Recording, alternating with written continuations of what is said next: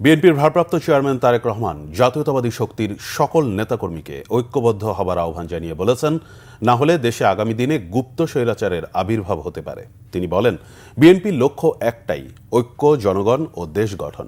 দলের নেতাকর্মীদের উদ্দেশ্যে তিনি বলেন, জনগণের সাথে থাকতে হলে, সাথে রাখতে হলে জনগণ যেভাবে চায় সেভাবে চলতে হবে, কাজ করতে হবে। আহমেদ সরোয়ারের রিপোর্ট। দীর্ঘ ১৬ বছর পর অনুষ্ঠিত হয়েছে কুমিল্লা দক্ষিণ জেলা বিএনপির সম্মেলন। এতে লন্ডন থেকে ভার্চুয়ালি যোগ দেন বিএনপির ভারপ্রাপ্ত চেয়ারম্যান তারেক রহমান। প্রিয় ভাই বোনেরা, সম্মেলনে নেতাকর্মীদের উদ্দেশ্যে তারেক রহমান বলেন, কিছুদিন পর দেশে জাতীয় নির্বাচন হবে, সেজন্য সবাইকে এখন থেকে কাজ করতে হবে।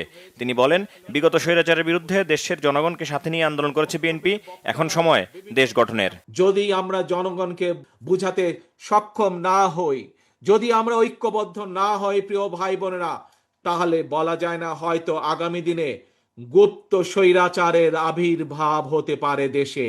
কাজে এই গুপ্ত স্বৈরাচার থেকে দেশকে রক্ষা করতে হবে, দেশের মানুষকে রক্ষা করতে হবে। আমাদের দেশকে যদি গঠন করতে হয় আমাদেরকে ঐক্যবদ্ধ হতে হবে। ঐক্যবদ্ধ হবার আমাদের আর কোনো বিকল্প নাই। প্রিয় ভাই বোনেরা, আজ এটিই হোক আমাদের প্রতিজ্ঞা, এটিই হোক আমাদের শপথ।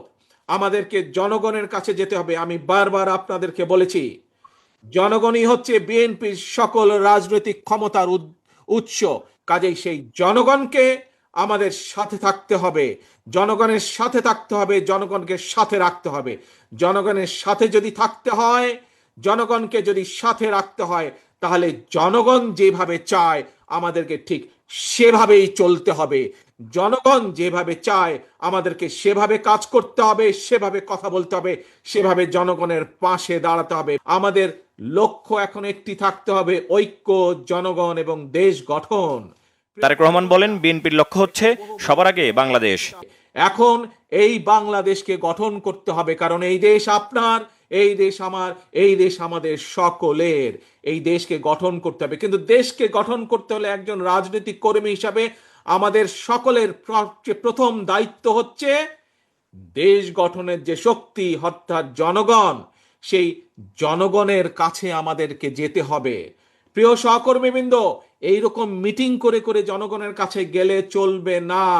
আপনাদের প্রত্যেককে 2 জন 3 জনের ছোট ছোট টিম করে জনগণের ঘরে দুয়ারে যেতে হবে, ঘরে ঘরে জনগণের কাছে যেতে হবে, জনগণের কাছে পৌঁছে দিতে হবে যে আমরা বাংলাদেশ জাতীয়তাবাদী দল, জনগণ সমর্থন করলে আমরা কিভাবে দেশকে পুনর্গঠন করব।